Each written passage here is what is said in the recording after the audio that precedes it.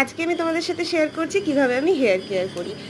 আমি প্রথমে একটা মোটা দানার চিরুনি নিয়ে নিজের চুলটাকে পার্টে পার্টে ভাগ করে নিই। তারপর আমি ইউজ করি ডাবরের পিওর কোকোনাট অয়েল আর ওয়াওয়ের রোজমেরি আর বায়োটিন অয়েল। দুটোকেই আমি গ্যাসে সামান্য জল গরম করে একটা বাটি বসিয়ে তার উপর অয়েলটাকে মিশ্রণ করি। মিশ্রণ হওয়ার পর ওই মিশ্রণটা এরকম পার্ট পার্ট করে প্রত্যেকটা বার স্ক্যাল্পে ভালো করে ম্যাসাজ করতে হয়।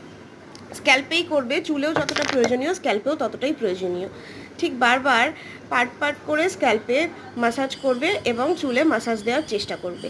অন্য কেউ করে দিলে খুব ভালো হয়, কিন্তু আমার ক্ষেত্রে আমি একাই, তাই জন্যই করছি।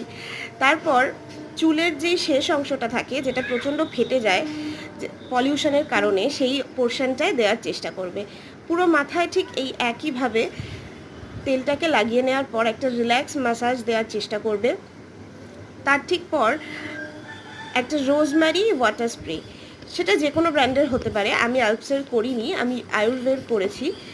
সেটা স্প্রে করবে, আবার ওরকম পার্ট পার্ট করে স্ক্যাল্পে আবার ম্যাসাজ করবে একই রকমভাবে।